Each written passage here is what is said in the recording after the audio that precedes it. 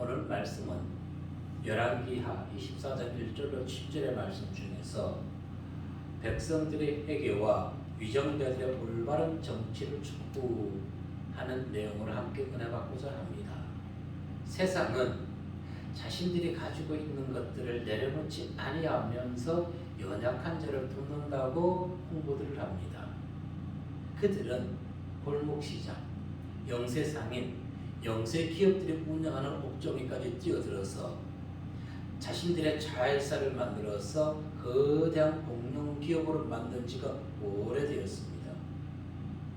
결과는 어떻게 됐습니까? 나라의 불균형 발전인 것입니다.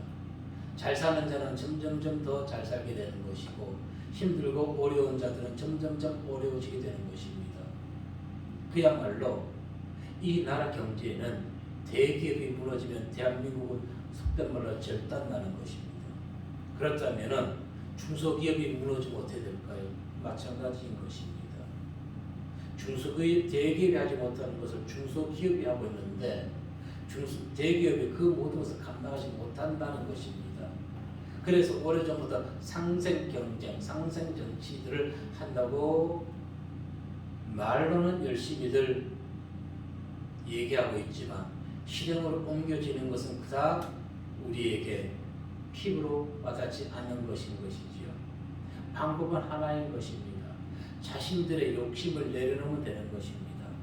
내 욕심은 내려놓지 아니하고 함께 더불어 잘 살아가고 좋은 나라, 좋은 경제를 이루겠다는 것입니다. 그럼 기독교 현실은 어떨까요? 별반 다르지 않습니다. 오히려 더 심하다고 볼 수가 있습니다. 오히려 유대인들의 교육법은 자녀들에게 고기를 잡아주는 것이 아니라 고기 잡는 법을 가르치는 것이지요. 코로나19로 인해서 대형 교회들이 이자립교회, 개척교회들을 돕는다고 몇십만 원 또는 많게는 100만 원씩 지원해주고 크게 홍보를 합니다. 언제까지 큰 교회가 작은 교회를 도와줄 수 있을까요? 이래서 오늘 끝날 수밖에 없는 것입니다. 그럼 작은 교회, 위자립교회나 개척교회는 영영 소생하지 못하는 건가요? 이 상태로 가면 소생하지 못하게 되는 것입니다. 방법은 있습니다. 큰 대형 교회들이 자신들의 예배당을 축소시키고 예배 수를 줄이고 그 예배에 참석하지 못하는 성도들이 지역교회로 나아가면 미자립교회, 개척교회는 살아나게 되는 것입니다. 가장 좋은 방법이 있는데 그들은 자신들의 기득권은 내려놓지 아니하고 어떻게 하면 연약한 자들을 교회들을 도울 수 있나 그 회의만 빠져 있다는 것입니다. 방법은 하나인 것인데 왜 그럴까요? 욕심 때문에 그런 것입니다. 욕심. 이 시간 연약한 교회들의 종들이 낭망하거나 좌절하지 아니하고 어떤 상황에서도 주의 이름을 높이며 하나님의 주신 사명을 잘 감당하시기를 함께 기도해 주시기를 바라겠습니다. 아멘. 우리에게 오늘 들려주시는 첫 번째 말씀은 사람을 의지하면 반드시 실패한다는 것입니다. 1절로 2절의 말씀, 먼저 1절 말씀만 봅니다. 시작. 여호야김 시대에 바벨론의 왕 느부갓네살이 올라오매 여호야김이 3년간 섬기다가 돌아서 그를 배반하였더니. 아멘. 바벨론은 남유다를 총 3번 침공해서 3번째 함락시켰습니다. 그리고 4번에 걸쳐서 포로들을 잡아갔던 것이지요. 1절의 말씀처럼 여호야김이 왜 느부갓네살 왕을 3년간 섬기다가 그를 배반했을까요? 때는 느부갓네살 왕이 애굽을 점령하기 위해서 1차 애굽 점령에 나섰다가 실패하였습니다. 그때 기회를 삼은 이 여호야김이 바벨론을 무시하고 애굽과 손잡았던 것입니다. 왜? 여호야김 왕은 애굽 왕이 그를 왕으로 임명한 자였기 때문에 그는 친애굽 정책을 폈던 것입니다. 열왕기하 23장 34절에 보면은 바로 느고가 애굽의 왕입니다. 바로 느고가 요시야의 아들 엘리야김을 그의 아버지 요시야를 대신하여 왕으로 삼고 그의 이름을 고쳐 여호야김이라 하고 여호아하스는 애굽으로 잡아갔더니 그가 거기서 죽으니라. 아멘. 이처럼 엘리야김이었는데 애굽의 왕 느고가 그의 이름을 여호야김으로 개명시켰던 것입니다. 결국 여호야김은 하나님을 의지 아니하고 세상으로 치는 애굽을 의지하였던 것입니다. 애굽을 의지해서 자신의 목적을 이루려고 했던 것이지요. 시편 기자는 우리에게 분명한 교훈을 해줍니다. 시편 146편 3절과 4절에 보면 시작. 귀인들을 의지하지 말며 도울 힘이 없는 인생도 의지하지 말지니 그의 호흡이 끊어지면 흙으로 돌아가서 그날에 그의 생각이 소멸하리로다. 아멘. 이처럼 도울 힘이 없던 애굽을 의지하였던 여호야김, 목적 달성은커녕 오히려 나라를 폐망으로 이끄는 악하고 무능한 왕이 되었을 뿐인 것입니다. 2절에서 얘기하고 있지요. 여호와께서 그의 종 선지자들을 통하여 하신 말씀과 같이 갈대아의 부대와 아람의 부대와 모압의 부대와 암몬 자손의 부대를 여호야김에게로 보내 유다를 멸하려 하시니. 역대하 36.5절과 7절 말씀에 보게 되면 이런 내용이 있습니다. 여호야김이 왕위에 오를 때에 나이가 25세라 예루살렘에서 11년 동안 다스리시며 그의 하나님 여호와 보시기에 악을 행하였더라. 바벨론 왕 느부갓네살이 올라와서 그를 치고 그를 쇠사슬로 결박하여 바벨론으로 잡아가고 느부갓네살이 또 여호와의 전 기구들을 바벨론으로 가져다가 바벨론에 있는 자기 신당에 두었더라. 하나님을 의지 아니하고 애굽을 의지했던 여호야김, 하나님을 믿지 아니하는 자들에게 수모와 탈취를 당하는 것을 보게 되었던 것입니다. 이것이 오늘날 우리에게 무엇을 우리에게 교훈하고 있는 것일까요? 힘들고 어려움이 있다 할지라도 사람을 의지하지 말고 언제 어디서나 항상 여호와 하나님을 찬양하고 하나님을 의지하라는 것입니다. 아멘. 여호야김, 그는 의로운 선지자 예레미야의 충고를 그는 거절하였습니다. 예레미야는 여호야김에게 하나님의 뜻을 분명히 전했습니다. 바벨론을 섬기라고 얘기했습니다. 예레미야 27장 8절로 11절 말씀을 보면은 시작. 여호와의 말씀이니라 바벨론의 왕 느부갓네살을 섬기지 아니하며 그 목으로 바벨론의 왕의 멍에를 내지 아니하는 백성과 나라는 내가 그들이 멸망하기까지 칼과 기근과 전염병으로 그 민족을 벌하리라. 너희는 너희 선지자나 독설자나 꿈꾸는 자나 술사나 요술자가 이르기를 너희가 바벨론의 왕을 섬기게 되지 아니하리라 하여도 너희는 듣지 말라. 그들은 너희에게 것을 예언하여 너희가 너희 땅에서 멀리 떠나게 하며 또 내가 너희를 몰아내게 하며 너희를 멸망하게 하느니라. 그러나 그 목으로 바벨론의 왕의 멍에를 메고 그를 섬기는 나라는 내가 그들을 그 땅에 머물러 밭을 갈며 거기서 살게 하리라 하셨다 하라. 여호와의 말씀이니라. 아멘. 자, 하나님께서 어떻게 당신 택한 백성을 하나님을 믿지 않는 바벨론을 섬기라고 얘기하고 있는 것일까요? 자, 이것은 그들의 영원한 속국이 되라고 얘기하는 것이 아닙니다. 하나님의 뜻에 하나님의 말씀을 순종하라는 것입니다. 우리가 보기에 불합리해 보이는 것이죠. 그래도 하나님의 말씀 명령이 되면 순종하고 바벨론을 섬겨야 되는 것입니다. 왜? 역사의 주인은 역사를 운행하시는 분은 하나님인 것이지 애굽이나 바벨론이 아니라는 것입니다. 그렇기 때문에 그들이 아무리 큰 강대한 힘을 지금 가지고 있고 초강대국이라 한다 할지라도 하나님의 역사하심 속에 이스라엘 백성들은 그 가운데서 어떻게 그들을 잠시 섬기다가 구원, 해방받을 수 있기 때문에 말씀에 순종했다면 그들은 멸망하지 아니했던 것입니다. 이처럼 예레미야 얘기를 하나님의 말씀으로 듣지 아니했던 것입니다. 인간적으로 생각했던 것이죠. 왜? 지금 당장은 과거부터 애굽이 이집트가 더 큰 나라였기 때문에 더 큰 나라였기 때문에 역사의 주관자 하나님이심을 다시 한번 우리는 기억해야 될 필요가 있습니다.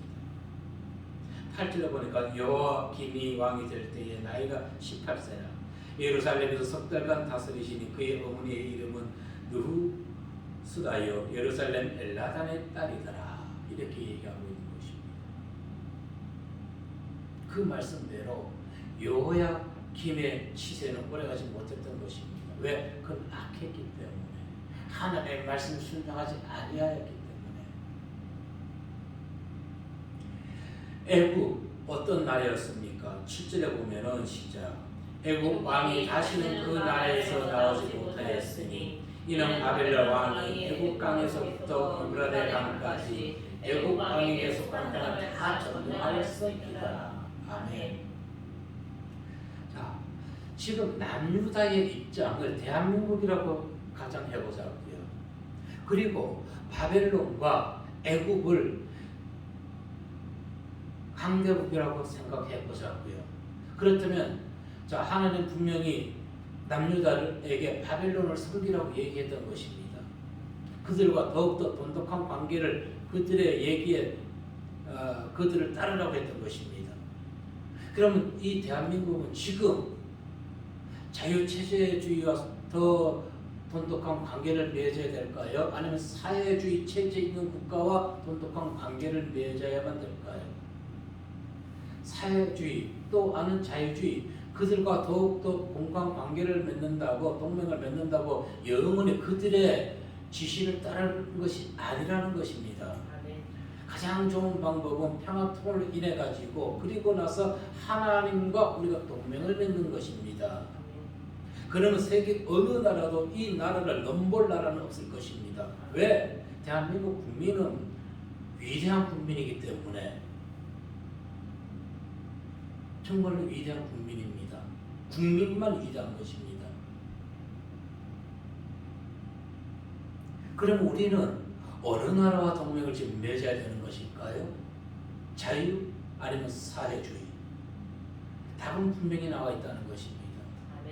여호야김은 애굽을 의지하였지만 그들은 그들 자신들의 앞가림도 찰 수 없었던 것입니다. 뭐라고 10절에서 얘기했나요? 그들은 애굽 땅에서 이제 나오지 못한다는 것입니다. 이집트가 어떤 나라였습니까? 유브라데 강을 끼고부터 초대부터 그 나라는 모든 물자가 풍부했던 것입니다. 초강대국을 이루었던 나라입니다. 그래서 아브라함이나 이삭이나 야곱이 그들의 땅에 기근이 들면 어디에 가서 잠시 머물러 있었습니까? 애굽에 내려가서 기근이 피할 때까지 그들의 풍부한 자원 속에서 생활했던 것입니다. 그런데 지금 애굽이 어디에 있습니까? 이집트가 어디에 있습니까? 이집트 문화가 소개되고 있지 않습니까? 우리가 정말로 의지하고 믿어야 될 것은 하나님 말씀이지 세상이 아니라는 것입니다. 하나님을 믿되 의와 진실이 행해야 되는 것입니다. 3절 말씀해 보시게 되면은 시작 이 일이 유다의 임함은 곧 의와 그들을 자기 앞에서 물리치고 다 하시니 이는 므낫세의 집 모든 죄 때문이며, 므낫세의 죄 때문에 하고 얘기하고 있는데 이것은 므낫세 개인의 죄 때문에 유다가 멸망한 것이 아니라는 것입니다. 남유다는 대대로 악한 왕이 더 많았습니다. 그들 과거에 왕들이 지은 죄를 인해서 지금 남유다가 바벨론의 포로로 잡혀가고 바벨론을 위해서 멸망하게 되는 것입니다. 레위기 18장 24절 25절에 보면 하나님께서 이스라엘 백성들에게 가나안 땅을 주시면서 그들에게 하신 말씀이 있다는 것입니다. 들어볼까요? 시작. 너희는 이 모든 일로 스스로 더럽히지 말라. 내가 너희 앞에서 쫓아내는 족속들이 이 모든 일로 말미암아 더러워졌고 그 땅도 더러워졌으므로 내가 그 악으로 말미암아 벌하고 그 땅도 스스로 그 주민을 도하여내느니라. 아멘. 하나님을 의지하지 아니하고 악을 행했기 때문에 보십시오. 대한민국 이 나라 이 현실이 지금 이와 같이 가나안 칠석주들이 생활하던 가나안 땅에서 행하던 죄악보다 깨끗할까요? 아니, 더 심하다는 것입니다. 더 악하다는 것입니다. 피로 축제를 해야 되니 말아야 되니 이 나라가 이렇게 썩어 뭉그러져 있다는 것입니다.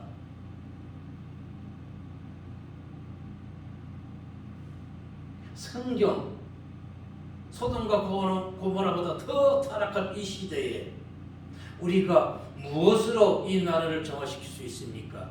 법으로? 아니요. 법으로 정화시키지 못하는 것입니다. 하나님의 말씀만이 우리 심령을 정화시킬 수가 있는 것입니다. 그런데 세상은 지금 보십시오. 하나님의 말씀을 전하는 자들을 억압하고 있지 않습니까? 여러분, 시대의 흐름을 우리는 TV 매체를 통해서도 알 수가 있는 것입니다. 뉴스에 나오면서 거기에 나온 패널들 보십시오. 거기에 기독교 관련된 패널들이 있나요? 한 사람도 없습니다.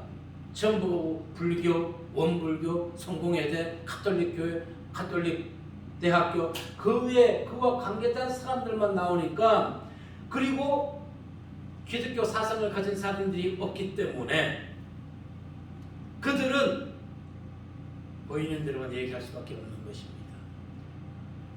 제대로 봐야 되는 것입니다. 시대의 흐름을 보아야 되는 것입니다.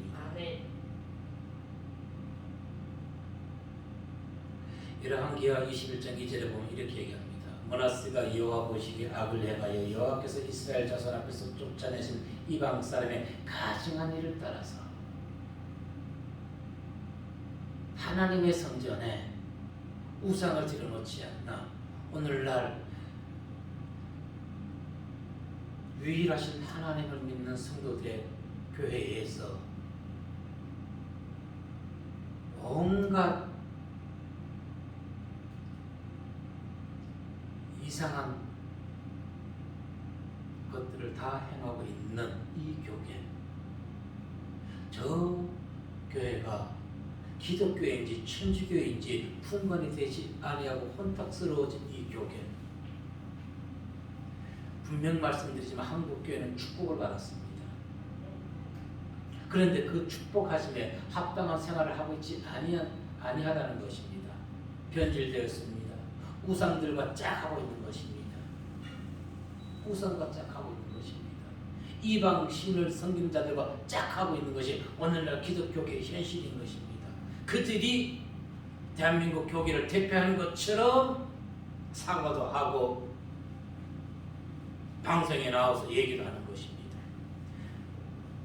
왜? 하나님 말씀에서 진보와 보수와 또 개혁이 나누어져야 되는 것입니까? 오직 하나님의 말씀 하나면 되는 것인데, 진리의 말씀, 여기에 인간의 사상이 들어갔기 때문에 그런 것입니다. 인간의 사상은 빼내는 것입니다. 이사야 선지자는 우리에게 분명히 얘기해 줍니다. 시작.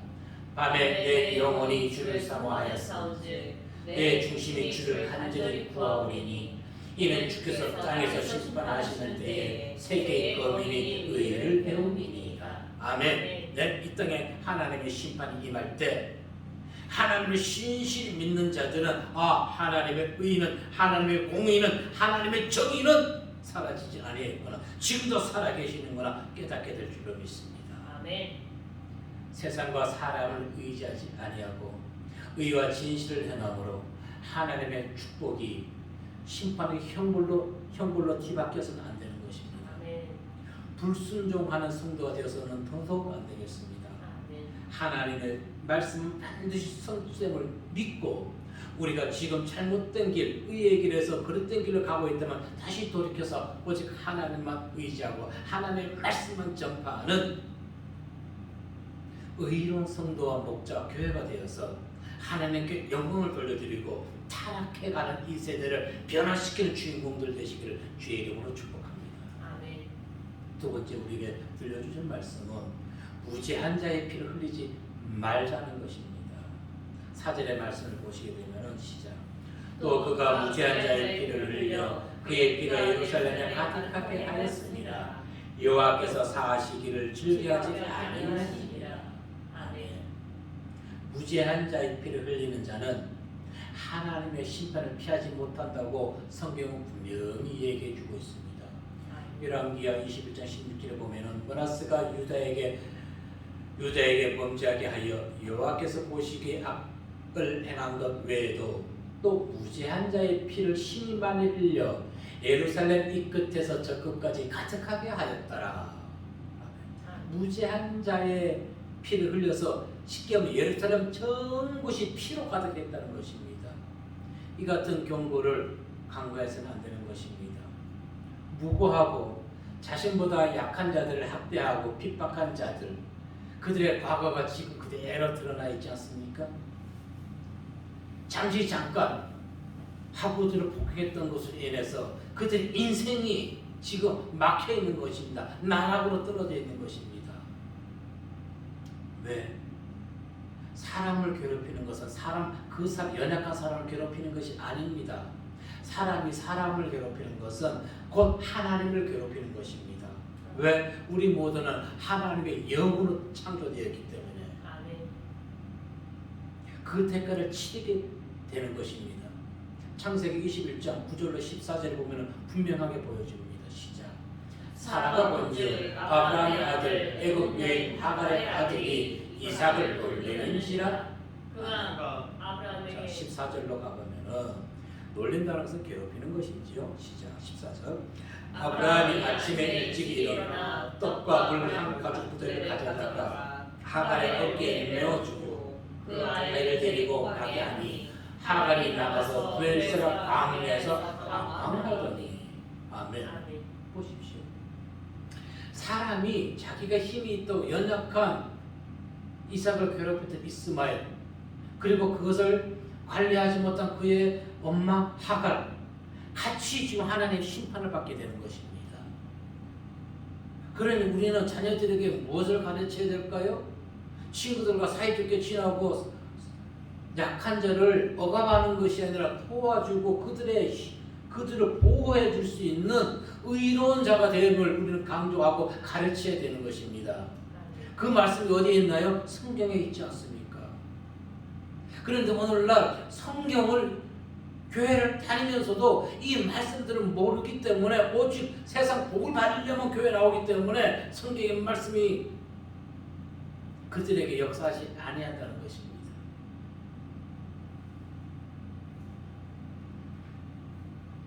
심은 대로 거두는 법칙.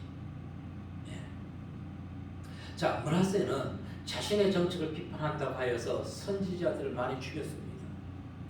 그래서 탈무드나 이사야 외경, 이사야 승천기에 보면은 므낫세는 이사야를 톱질해서 죽였다고 합니다. 외경, 이사야 승천기에 의하면 이사야는 몇몇 선지자들과 함께 광야에서 생활하고 있었습니다. 그런데 거짓 선지자 발키라가 이사야가 광야에서 영모를 꾸미고 있다고 므낫세에게 거짓 보고를 하게 되는 것입니다. 이 사람 누구라고요? 거짓 선지자입니다. 그래서 므낫세는 그 얘기를 듣고 이사야를 잡아오라고 명했어요. 추적꾼들이 갔을 때 이사야가 그걸 알고 도망가다가 큰 고목나무 속이 비인 걸 알고 그쪽으로 고목나무로 들어갔어요. 그런데 외경의 얘기입니다. 그런데 이사야가 통나무 속에 들어가자마자 갑자기 잎사귀가 자라나면서 입구를 못 찾게 된 것입니다. 통나무 입구를. 그래서 보고했더니 므낫세에게 므낫세는 그러면은 통나무채로 잘라오라고 그럽니다. 통나무채로 잘라가서 이사야가 들어있는 부분을 통나무부터 그냥 톱으로 켰다고 그래요. 그래서 이사야 선지자가 통나무와 함께 죽게 되었고 그것을 바라보던 거짓 선지자 발키라는 웃음을 머금지 않았다고 기록되어 있습니다. 그런데 이 거짓 선지자 발키라고 누굽니까? 엘리야에 의해서 갈멜산에서 바울의 선지자 400명이 죽었지요. 그 400명의 선지자 중 한 사람의 자손이라는 것입니다. 무엇을 얘기하고자 하는 것일까요? 거짓 선지자는 언제나 시대, 환경, 배경에 따라가서 거짓 선지자는 시대의 아첨꾼으로 그들의 편에 선다는 것입니다. 오늘날 교계가 힘들어지고 교계가 더 세상에서 지금 현재 코로나19의 주역이처럼 변해버린 것은 거짓 선지자들이 세상과 짝하고 있기 때문에 이와 같은 현상이 더더욱 일어나는 것입니다. 오늘날 현실과 너무너무 흡사하죠. 항상 시대의 대세에 편성하는 거짓 선지자. 예루살렘은 이스라엘의 종교적 정치적 중심지였습니다. 따라서 므낫세가 무제한자의 피로 예루살렘을 가득하게 했다는 것은 예루살렘에만 살려고 있었다는 것이 뜻하는 것이 아니라 남유다 전 국토에 걸쳐서 므낫세가 자신의 정치적 목적을 달성하기 위해서 마음대로 악정을 했다는 것입니다. 마음대로. 예를 들어볼까요? 교회 몇 군데가 감염이 일어났습니다. 정부는 마치 교회 전체가 발원지인 양 발표하고 모든 교회 예배를 금지시킨 것과 똑같은 것입니다. 그렇지 않나요? 요양병원 한 곳이 발원했다고 다른 요양병원 다 문 닫았나요? 기업에서 146명씩 환자가 나왔다고 다른 기업 다 문 닫았나요?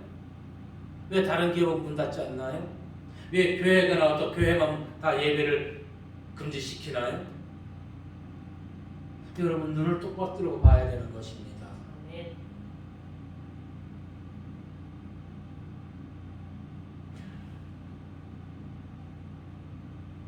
선교지에 선교 사역을 하는 이곳에 예를 들어서 건물이 있습니다.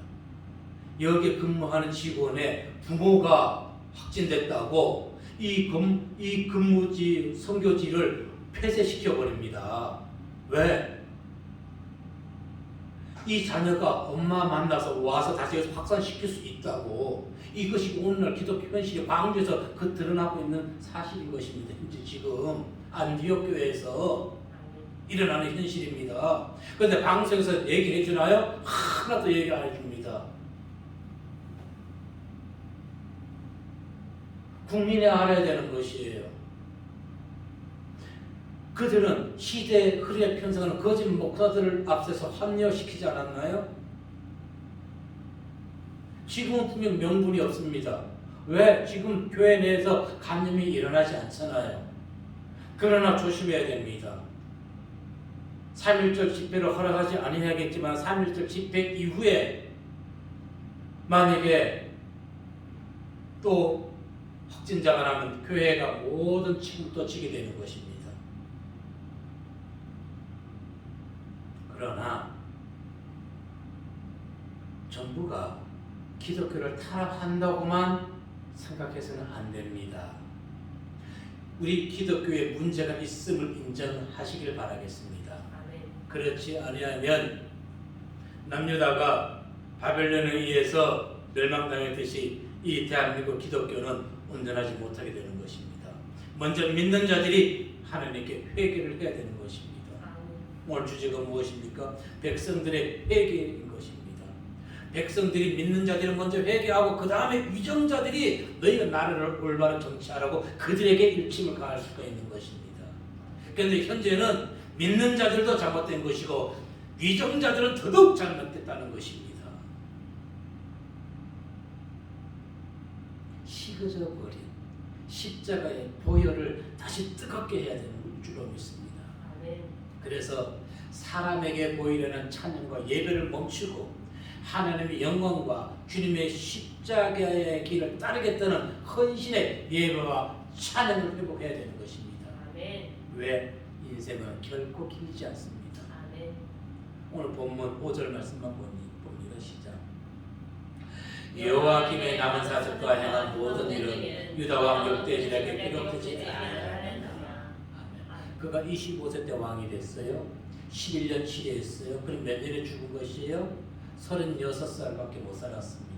그는 36살 사는 동안에 하지 말아야 될 행동에서는 온갖 악은 저질러 놓고 왕으로서 이스라엘 하나님을 의롭고 그 하나님의 말씀을 백성들에 전파해야 될 선한 일은 하나도 하지 않았습니다. 우리 인생 길지 않습니다.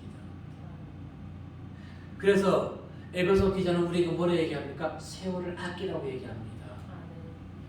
5장 16절에 에베소 시작. 세월을 아끼라 때가 악하니라. 아멘. 세월을 아끼라는 말은 하나님께 영광 돌리고 선한 일을 하라는 것입니다. 선한 일. 즉 지금 너희가 선을 행할 수 있는 이 기회를 놓치지 말라는 것입니다. 아멘. 인생의 실패자, 사업에 실패한 자가 인생 실패자가 아닌 것입니다. 하나님의 뜻대로 따르지 아니하는 자가 인생의 실패자가 되는 것입니다. 아멘.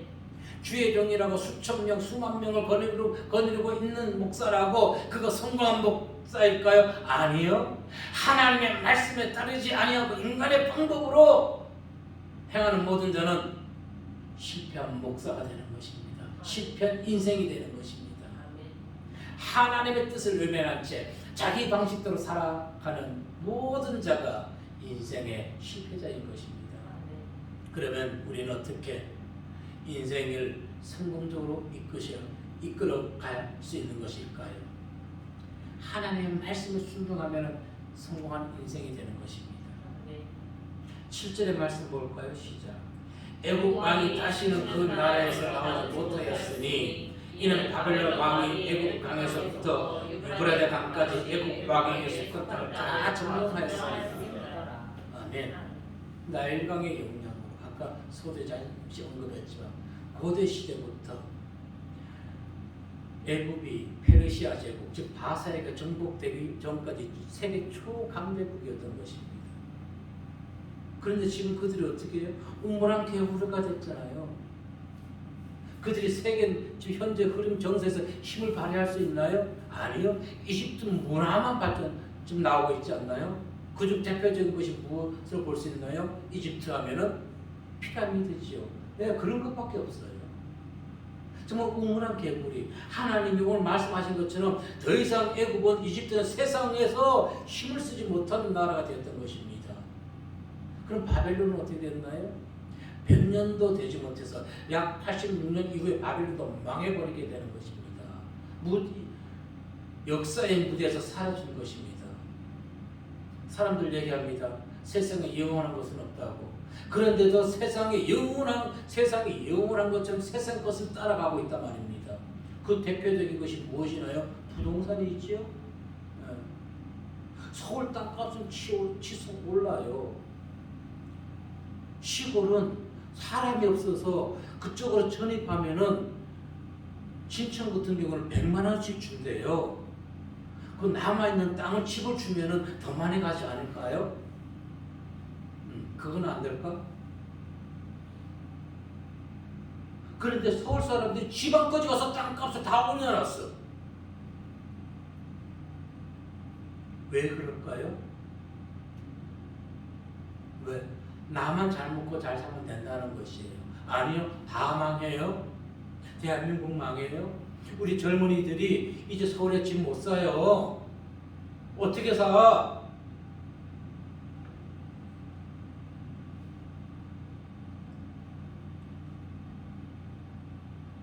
영원한 것은 하나님의 뜻뿐입니다. 이사야 40장 8절 말씀 보면은 시작. 푸른 마르고 꽃이 시들면 여호와의 기운이 영원히 서리라. 아멘. 7절에서 이렇게 얘기했죠. 푸른 마르고 꽃이 시들면 여호와의 기운이 그 위에 불미라. 이 백성은 실로 풀이로다. 우리는 풀이에요. 그러면서 8절에 얘기합니다. 푸른 마르고 꽃은 시드나 우리 하나님의 말씀은 영원히 서리라. 아멘. 우리 인생은 영원하지 않잖아요. 그래도 영원히 살 것처럼 집값을 엄청나게 올려놓는단 말입니다. 펜트하우스에 100평에 사는 것. TV에서 그런 것만 보여주시오. 연예인들 사는 모습들. 그러니까 국민들은 어떻게 소외감을 느끼는 것입니다. 소외감을 느낍니다. 그래서 우리는 눈에 보이는 것에 너무 소망을 두지 마십시오. 지금 보물을 어디에 쌓아놓고 있나요?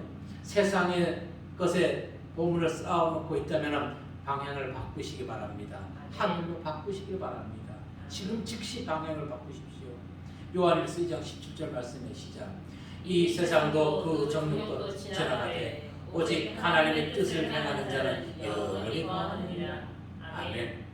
유다의 멸망 우연적 것이 아니었습니다. 하나님을 멀리하고 우상을 가까이 하면 그들이 멸망당한 것입니다. 우리의 인생 길지 않습니다. 특히 권력 길지 않아요. 저들이 몰라서 그래요. 영원할 것 같지요? 아니요. 한번 정권 바뀌면 언제 앙상한 나무처럼 그 가지에 맺혀 있는 모든 것은 다 떨어지게 되는 것입니다. 그래서 지금부터라도 늦지 않았습니다. 국민께 인정받아야 되는 것입니다. 내 당을 위한 정치가 아니라 대한민국 국민을 위한 정치를 하면 되는 것입니다. 지금이라도. 왜? 우리 대한민국 국민들은 용서하는 마음이 크잖아요. 넓어요. 그래서 지금부터라도 잘한다면 과거의 잘못은 용서해 줄 수가 있겠지요. 그러기 위해서는 어떻게 될까요? 날마다 주의 뜻을 따라야 되는 것입니다. 유다의 백성들은 우상을 쫓으면서도 회개하고 하나님께 돌아오지 않았습니다. 또한 유정자들은 진실한 선지자의 말을 외면하고 거짓 선지자의 아침에 넘어가 나라를 패망시켰지요. 지금 이 나라를 보십시오. 국민의 분노와 국민의 피, 혈세를 운영하고 있지 않습니까? 거듭거듭 강조하지만 우리 젊은 세대들이 그 모든 지금 혈세들 다 갚아야 되는 것이 또 그 이후에 그 혈세를 채우기 위해서 얼마나 세금을 많이 과중시킬 것인가요? 왜 그런 건 보지 못하고 지금 당장에 눈앞의 것만 보고 우리는 아우성 치고 있어야만 되는 것일까요? 성경의 창으로 현실을 바라볼 때 대한민국 이대로 절대 안 됩니다. 특히 한국교회가 회개의 무릎을 꿇어야 되는 것입니다. 아멘. 사람을 괴롭히고 힘들게 하는 것, 그것은 곧 하나님을 대적하는 행위라고 했습니다. 보이는 모든 현실을 세상적 사상으로 판단하지 마시고 언제나 성경적 관점에서 바라보시기 바랍니다. 아멘. 그러할 때 잘잘못을 알게 되는 것이고 인생의 실패자는 하나님을 모르는 자라고 분명히 얘기했습니다. 또한 세월을 아끼라고 했습니다. 말씀에 순종하십시오. 그리고 인생의 승리자가 되어서 항상 하나님이 주신 평안으로 마음에서 기쁨과 감사가 넘쳐나는 일상의 생활이 되시기를 이 시간 주의 이름으로 축복합니다. 아멘. 기도하겠습니다.